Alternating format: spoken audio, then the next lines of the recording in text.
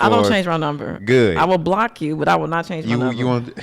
I won't change it. Like, I want people to find me, but I want to know they're looking for me, but I don't, How big is your block list? You don't want to see it. I got about 30 people on there. Tony's a cute, my love is pure. Tony's a cute, my love is pure. Show your love for Taquita Love. Comedy is cure. Choni. What's up? Francis. That's me. Where you been? Where you been? You just disappeared from my life and then resurfaced like out of nowhere. Yeah. But You seen Avengers Endgame and Infinity War. Remember when they blipped? I didn't see that. Okay, well, there's a part where they just all blipped and all the superheroes went away. That's what happened to me. I just blipped. You did your superhero thing? Yeah, I just blipped. I don't know where I went. I went into that place in Get Out where he was just falling in the darkness. I had to go and regather myself and go through this whole thing that everybody went through in 2020. So that's where I've been, and now I'm back, and you are never too far from me because I always got your number. You've been having the same number for. I don't change my number. Good. I will block you, but I will not change my number. You want? I won't change it. Like, I want people to find me, but I want to know they're looking for me, but I don't. How big is your block list? You don't want to see it. I got about 30 people on there. I got 0. Blocked. And then now you can block the emails on For real? You can block the emails. Dang. Yeah. So I just updated my iPhone and you can block the email. So come through because dudes will do that. They'll hit you. Yeah, I don't hit you have with the dudes text. who be on my line looking at you like little Red Riding Hood. Hey, on my way to grandma's house we go. Yeah, no, you ain't go. You be like, I'm on my way to grandma's house, baby. Look at me in my red dress. I want to eat you up. Shut up, Choni. What the fuck? What's wrong with you? Why you on your Spike Lee though? Why you coming here? I am the closest thing to Spike Lee right now. Talk that shit, King. In my life right now, I feel like I'm the closest to Spike Lee that I've ever been. I've known you forever. I think we have known each other since Second City. Second City days. Yes. Hollywood. I'm a master improviser. Wouldn't you say? We met. This is how we met, and I'll never forget it. I was at a show and I was watching a sketch show. Dwayne. Yeah. I think he was directing a show. Maybe. Emmy award winning. Yeah. Dwayne. Emmy award winning. Yeah. Dwayne, come through. Yeah. Come on. Yeah. And I saw you. I think you may have been on stage. It may have been ass whoopings and whoopings or whoopings and ass. It was before that. It was before that. But I know that you introduced yourself to me because I was a black woman. You was like, I just want to introduce myself. I see a sister. And then from that moment on, I don't know how we vibed. Maybe over Martin. It was Martin. It was definitely Martin because we definitely vibed over Martin, and it was definitely because look at you. You know what I'm saying? You tall, dark skin. You know what I'm saying? You got the. You know what I'm saying? What you gonna say? Yummy, yummy. I don't know how. I said you got the Cleveland, Ohio's. They're not out. They ain't never went nowhere. But right. you was tall and you just carried yourself and you wasn't like trying to be silly. You know what I'm saying? Usually comedy women who come into like Second City, they always try and be like silly and like goofy and like you just came in there very put together. You had your nails done. Hey. You had you know what I'm saying. You had your jeans on and what jeans? Some blue Levi's. jeans. I don't know whatever it was back then. But I saw you in the jeans. Why me? I remember just in those jeans, looking good. But I knew this was gonna be all silly. The whole thing. And it's not a lot of black women in improv and sketch comedy. So you were the few before it became hot. Before it became hot, and it's still not a lot of black women in there because what happens is black women are hot, they're funny, and they are just charismatic. And as soon as a black woman is considered the MacGuffin, which is the gold, the nugget, they gone. As far as like black people, there's only so far that you can go. Black people don't get plucked out like how they do like SNL. And like, you're an improviser, come out. And especially for black women, and usually any black woman that comes through this improv world, Second City, Growlings, UCB, they gone quick. I mean, but a lot of them get jobs. Yeah, that's what I'm saying. And they get in movies, and then it's just like, they hot. But why continue? Like, I've been seen, I've been discovered. Right. Meanwhile, I'm over here trying to be the best improviser I can be. Look at me and my space work and all that stuff. No, you're really good though. You are really good. Thank you. Actually, Christina Anthony just left, and she is in the group that you were in. What was it called? The Black People. The Black People. Christina was just sitting here. I am. Hey. Okay. You better let it rub off on you. Okay, that's big money right there, boy. We trying. When I tell you, she came in poised. Come on. But that part of my life at Second City, it kind of groomed me for stand up. It groomed me 100% because I wasn't doing stand up at first. Yeah. I was not doing stand up, and then I did all the things. Exactly. You came in and you left. I did all the things. I was like, and then I went to UCB. Yeah. And I did all the things, and then my monologues turned into you're funny on stage telling stories. They was like, fuck your characters, fuck your acting. We don't know nothing else but them stories. Yeah. And then that turned into stand up, and that's where I'm at now. So that's what happened when you left. See, I didn't know what happened when you left because it was a time that like we were hanging out a lot. We was hanging out maybe like every day. Yeah, we was hanging out every day watching Martin. That's when I lived in Hollywood, though. Yeah, that's when you was in Hollywood. Everybody came to see me when I lived in Hollywood because it was like we need a place to park. Right. And then once you left Second City, I didn't know that's where you went to UCB. Mm-hmm. And then next thing I saw, you was on stage doing stand-up. Yeah. So that is great. But I'm happy we reconnected. I don't know what you've been doing. All I know is I see your face. When I look at Instagram, I look on the tube, I see you in commercials. I know you're doing something big right now. Yeah. Let the people know your comedy journey, what you doing. My comedy journey, well, I'm 15 years in the game, in this comedy world. Mm-hmm. And I am currently on a show, the morning show. Yes. Yeah, this is my second season. Hey. You know, so my acting career is officially has started. So I'm 4 years in the game. I mean, but I've been acting, but the comedy, that's a different world. So 14 years from Chicago, where I started this whole Second City. That's why we were so cool. Yeah, improv, right? Because we connected on Chicago, lived in Chicago, and then from there, shoot, I'm trying not to curse as much. You can do what you can do. You, I'll edit you out. I'll bleep you out. No, I want mine to be PG-13. You got your knee out. You are not PG-13. This is sexy. You are porn star right now. This is right here. Okay, cool. I've always wanted to be, just in case this acting and comedy stuff don't work out, I'm definitely going to be a porn star after this.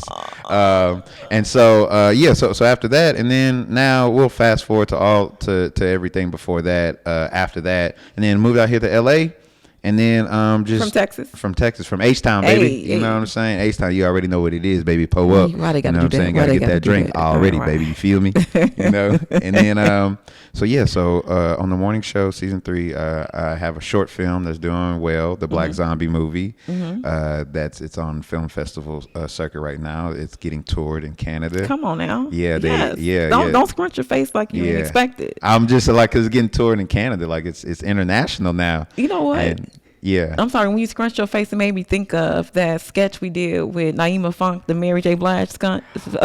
Oh my God, that's how far we come. Right. You was there. I wrote my and that was the sketch that put you on the map, wasn't it? Yeah, that was my first viral hit. Like so before I started really getting in front of the camera, like my pen game is like just writing. I wrote my way up out the hood, man. Yes. Wrote my way at the motherfucking hood, pimping that pen. Yeah, we wrote the fucking Mary J. Blige sketch. If you don't remember when Mary J. Blige did the crispy chicken, black people, and Naima Funk played. Funk. We wrote a whole song. Me and Carl Tart. Yeah, and we wrote that, and that was like my first viral hit that I wrote. And I don't know if you knew this, but it was featured on some show as like one of the top funny sketches in the 2000s. Because the heightening of it, you know, like in the improv world, it's like you got heighten, the heightening of it was out of control. When y'all did the slave thing, you and Dwayne was the slave dudes. And I think I was like an extra, but I brought the lotion. No, you was not an extra. No, you was there. I was there. You was more. You are part of that. So that's that. Because people in the comments kept talking about me. Is she using lotion? Because I had the real ashy lotion, and it was just like because you was just like, just do black stuff.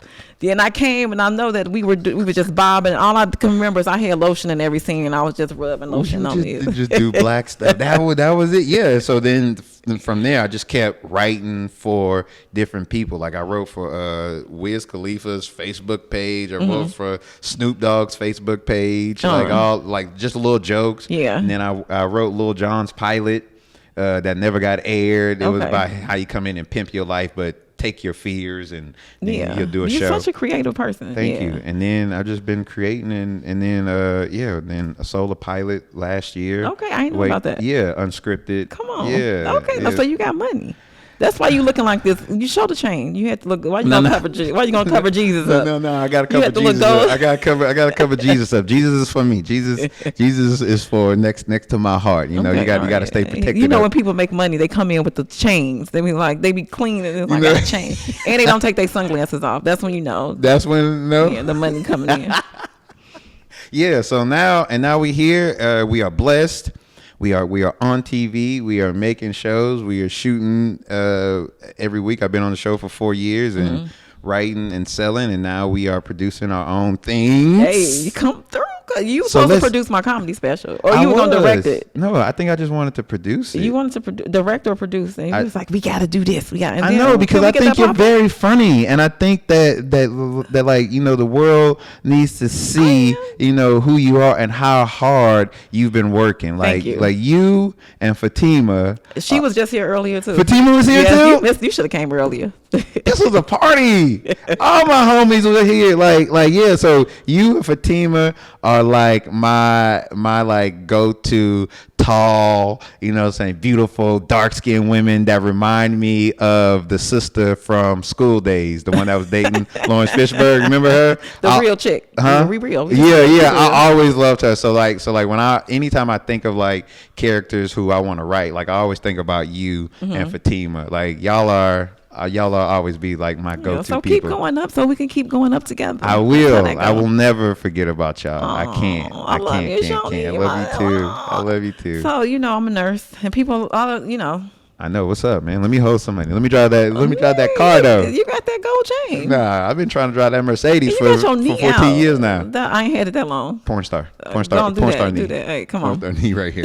And you got the J's with the neon. Look, and legs crossed too. So a nigga making money when he your crosses socks match. That's the question. Now that's when you know a dude really made it if he got on the same size socks. Yeah. Let me see. Okay, here we go. Okay, Adidas right. here. All right. Okay, Adidas and Jordans. Okay, you met. It's on the other side. You see that? Okay, you doing it. I'm matching socks. Niggas matching socks over here. Right. Hey, so I'm a nurse, so I gotta get the medical side. Yeah. Any medical stories? Funny, crazy, ridiculous? I think I'm going through some medical stories right now. I'm taking care of my mom. My mom was in a head-on collision. I remember that. You remember? Yeah, in like 2020 February 2021 February 21st 2021, like the day that I said action on my short film. Shut up. Like I got the call from the trauma center at a Methodist. Shout out to Methodist. Shout out to all the nurses. Okay, come on. At Methodist. We be healing. Yes, we be taking care. y'all be healing. So I saw my mom. She kept calling. I was like, I know she know that I'm shooting my film. Why she keep calling? My mom don't call me back to back. So sometimes when your mom call, you like, Mama, what is it? Yeah, she don't want nothing. Mama, what is? She don't want. And it's like, wait a minute. Mama don't call 3 times in a row, like back to back. She'll wait.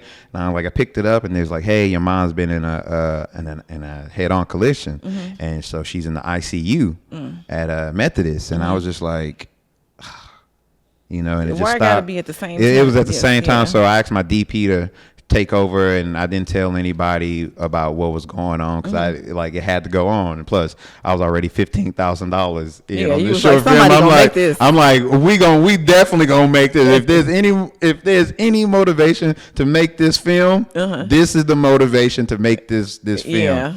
Yeah. So that, and just flying back to Houston 3 days after I shot, and going into that trauma center, that ICU center, it's just, man, it was just so sad, and it's just, but the nurses were very helpful, and they was just there. You know what I'm saying? That they really help because I'm there by myself. Like my mom.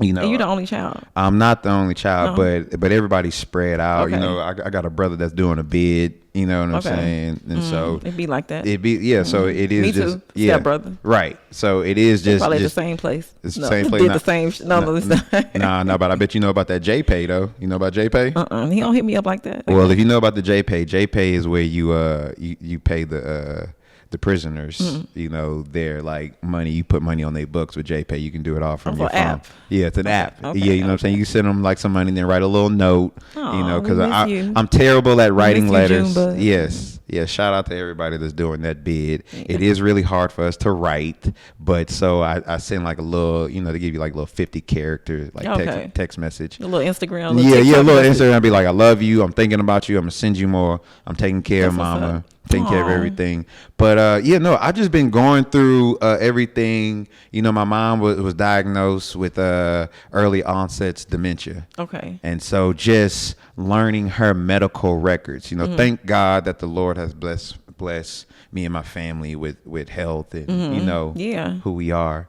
But my mom, and she always took care of her body, but she broke her fibula, her tibula. Both had 2 compound fractures. Dang. Yeah, and she broke 2 of her ribs, and she like fractured her jaw. And my mom's been through a lot. You know, she's one of the toughest women that I know. You know, one of the hardest working women that I know. Shout out to your mom. Yeah, and so she's still here. Amen. You know, is she walking? Nah, she's not walking anymore. But trying to just get her. Motivated to move, and now I have to find out like all the medical records. Yeah, all the medical records and just do all that stuff. And you know, the nurses are there to help me and to just walk me through everything. So, you know, you get to find out a lot of stuff about your parents' medical records. And I will say, of just like, if you don't want to have that conversation with your parents about what's going to happen to them if they get into a bad accident, because we're always worrying about what happens when we die. Yeah. It's not about when we die. It's like what happens if you're unable to make your own decisions. To make your own decisions. Oh my, you know what? I don't know if you knew something. I don't want to say something similar, but my dad I got a call about my dad. He had been rushed to a trauma center. He had been airlifted. And he got in an accident at his job. Yeah. And it severed one of his legs and one of his arms. Oh. I got the call that he got airlifted to a facility, and they didn't know if he was gonna make it. So that's a call I got at work. And and then both my parents, he's still here, but he crazy as hell. How did you feel when you got that call? My heart dropped. My heart dropped. Yeah. And guess who I called first? Who? A friend that was a praying friend, Yvonne Orgy. That's who I called. I called her. We were really close at the time before like you need people. I ain't calling nobody but somebody that I know talk to God. Yeah. And that's gonna put a prayer through. Yeah. And she put that prayer through. She prayed on the phone with me. When I tell you, and then I went home. He was unconscious. He wasn't awake. And then we had to deal with that. Now that you can't speak for yourself, who's speaking for you? And it was his wife. But the decisions as his kids and being nurses, the decisions that were made, I wasn't okay with all of those. But thank God he's still here. I go visit him in Vegas, and he's just a crazy man. What does he still have? He's missing. Yeah, he's no arm, one arm and one leg. And he's pretty much wheelchair bound. Okay. But I tell you, the secrets come out when people get sick.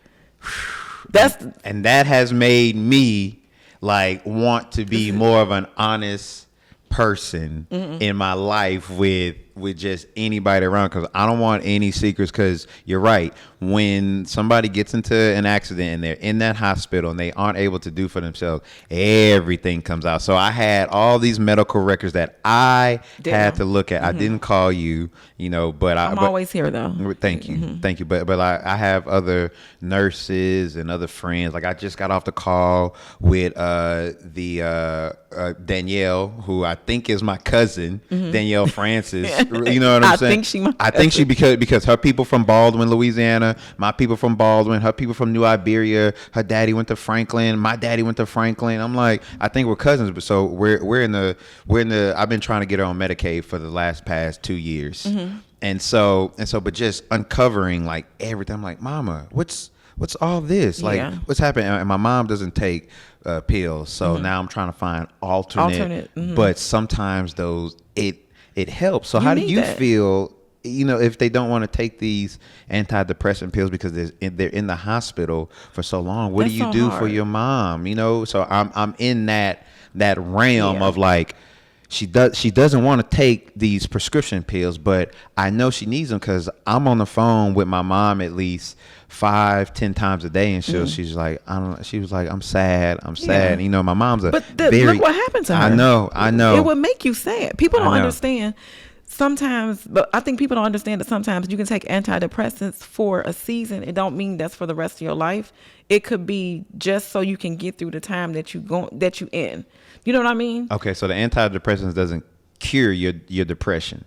No, I'm saying like, so you have a reason to be depressed. You feel me? Okay, gotcha. So sometimes it'd be like, some people don't understand that like, some people just like, I'm depressed, I don't know what happened. But your she went through, sometimes people are like, I wish I would have died instead of living through that situation. I know she said that. My dad said that too. Yeah. My mom said that. And my mom is like blaming herself, like, what did I do? Was I a good mother? Why do I? And I'm just like, Mama, you can't talk like that. Like, you gotta be. But more we don't positive. know what they're going through. I don't. I get mad at my dad. I get mad too. I get mad too. I get don't do that. Like, go outside. Come on. Like, I get so frustrated. I'll be like, Mama, get up. You can, because you know she's bed bound. And so once she's bed bound, the insurance people are like, well, we're not giving y'all no more money because she's bed bound. I'm like, well, who? She still needs physical therapy. She still needs physical therapy. She still needs people to come in here.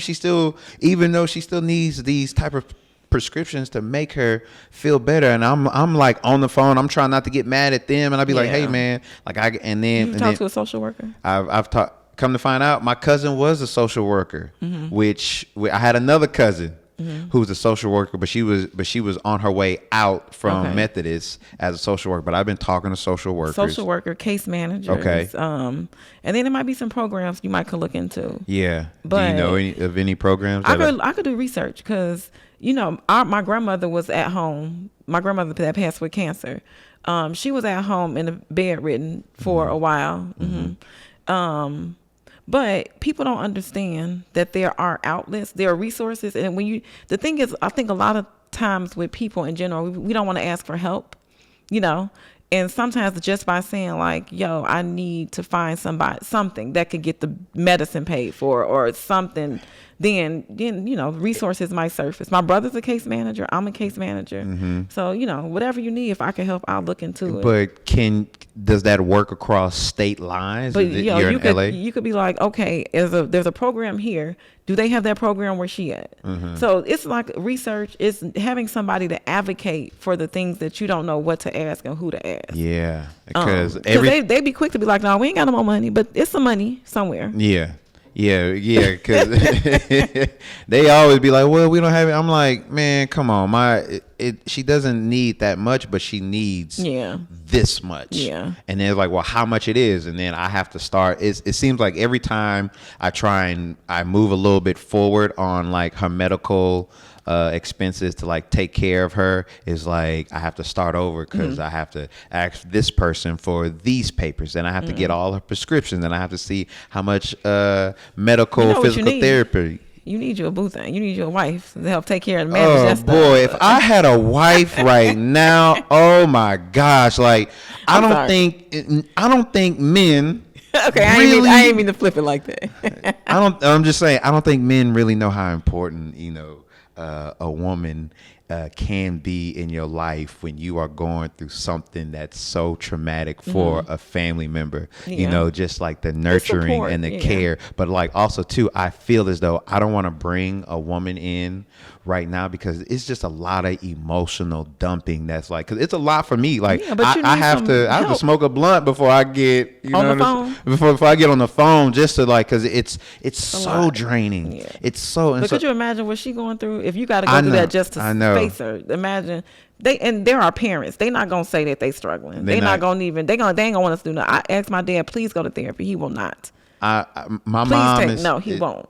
Like my mom is still trying to go home right now because I have her in like a rehabilitation center where this is just like it's considered her home now, you know. And I want to bring her home, but then I'm afraid to bring her home because when she says I want to go home, I'm like, which home? Which home you talking about? Like which? I'm like, Mama, I'm just starting to get your health care and everything under control, because it was at one point I had her at home and I was paying $1,500 a week for home care, you know, and that's gonna have to. You got to look into some resources. And if anybody know any resources, when you see this, reach out to Choni. Please do. I need all y'all's help.